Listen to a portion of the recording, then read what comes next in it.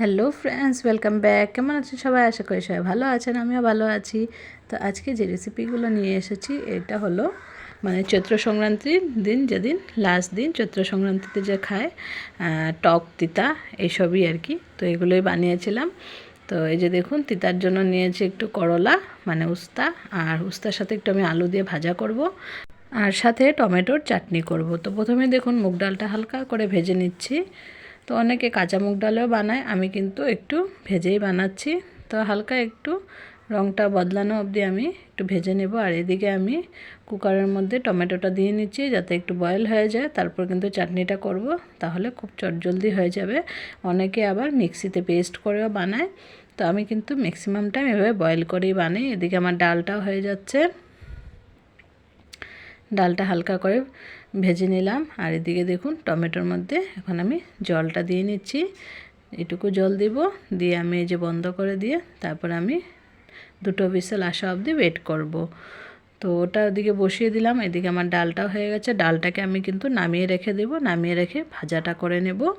তো বেশি কিছু আমি বানাইনি, অল্প করেই সব কিছু বানিয়েছি। আর তিতাটা যেহেতু আমি কম খাই, আমার গ্যাসের প্রবলেম আছে, তো গ্যাস্ট্রিকের ব্যথা করে টক তিতা এগুলো খেলে। টক খেলে তো কিছু প্রবলেম হয় না, কিন্তু তিতা খেলে ব্যথা করে, তার জন্য আমি তিতাটা অ্যাভয়েড করি, কম খাই। তো যেহেতু নিয়ম, তার জন্য অল্প করে বানাচ্ছি, সাথে আলু দিচ্ছি যাতে তিতা ভাবটা কম হয়। এই যে দেখুন, নুন আর হলুদ দিয়ে দিলাম। নুন হলুদ দিয়ে উচ্ছেগুলোকে ভালো করে ভেজে নেব। উচ্ছে বলে, উস্তা বলে, করলা বলে, আমরা কিন্তু করলা বলি বেশিরভাগ, আবার উস্তাও বলি। করলা আর উস্তাটাই বেশি ইউজ হয়, আবার অনেকে উচ্ছে ভাজাও বলে। তো এই আর কি, এক একজনের এক এক ল্যাঙ্গুয়েজে কথা বলে, এক একটা ওয়ার্ড আর কি আলাদা আলাদা। তো যাই হোক, এদিকে আমার উচ্ছে ভাজাটা রেডি হয়ে যাচ্ছে দেখুন। একটু করে একটু হালকা হালকা করে লাল করে ভেজে নেব, তারপর আমি আলুটা ভেজে নেব একই তেলে। তো যেহেতু অল্প করেই বানিয়েছি, তো তিতাটা বেশি খাইও না, ঘরে কম খাওয়া হয়, পেট ব্যথার কারণে আমি কম করে বানাই, কিন্তু আমার খেতে ভীষণ ভালো লাগে। কি করব, পেট ব্যথা হয়ে যায় বেশি তিতা টিতা খেলে, তার জন্য কম করে খাই। আর সামান্য এখানে দুটো আলু, ছোট ছোট আলু আমি এখানে দিয়ে দিয়েছি সাথে, যাতে তিতো ভাবটা কম হয়। তো এবার উস্তাগুলো উঠিয়ে রেখে, আমি একবার উস্তা বলছি একবার উচ্ছে বলছি, প্লিজ একটু অ্যাডজাস্ট করবেন, মাইন্ড করবেন না কেউ।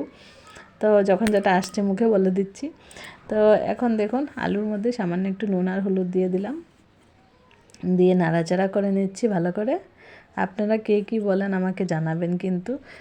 আর এই যে দেখুন, আমটা নিয়েছি, আমটা দিয়ে ডালটা করব, যেহেতু অল্প করে ডালটা করছি, তো এখানে আমটা নিয়ে নিলাম। আর এখানে আমার টমেটোটা কিন্তু হুইসেল হয়ে গেল দুটো, তারপর টমেটোটা নামিয়ে আমি ডালটা বসিয়ে দেব।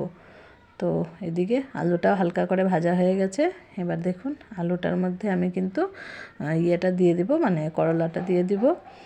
করলাটা দিয়ে তারপর আমি একসাথে মিক্স করে নিয়ে নামিয়ে নেব। তো এই যে নাড়াচাড়া করে নিয়েছি দেখুন, এখন করলাটা দিয়ে দেব। তো এই যে করলাটা দিয়ে দিলাম, করলাটা দিয়ে নাড়াচাড়া করে নিচ্ছি, ভালো করে নাড়াচাড়া করে নিয়ে নামিয়ে নেব। তো এই যে মিক্স করে নিলাম, ভালো করে মিক্স করে নামিয়ে নিলাম।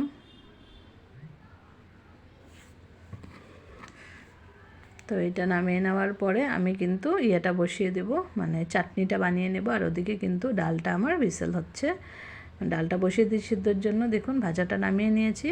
এবার ভাজাটা নামানোর পর এদিকে আমটাও কেটে নিয়েছি সাথে সাথে।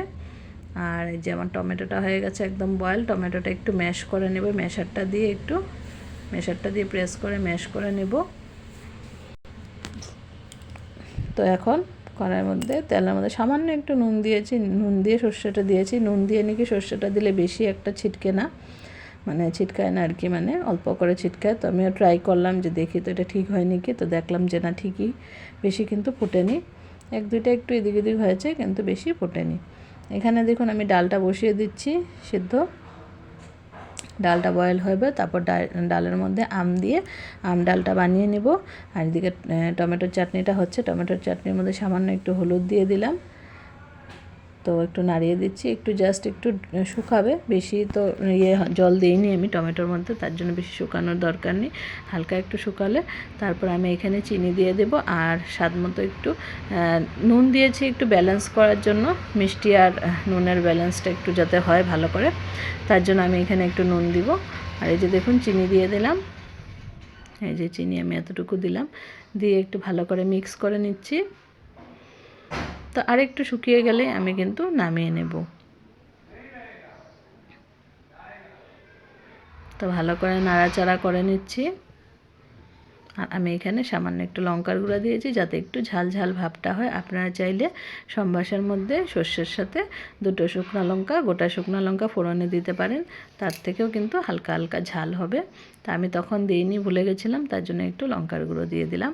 ওদিকে কিন্তু আমার ডালটা হচ্ছে, আর এদিকে চাটনিটাও রেডি হয়ে গেছে। দেখুন ভাজা আর চাটনি কিন্তু একদম চটপট রেডি হয়ে গেল। আর এবার জাস্ট ডালটা সম্বাস দেবো, ডালটা হয়ে গেলে বাস একদম recipe ready, Chaitra Sankranti special.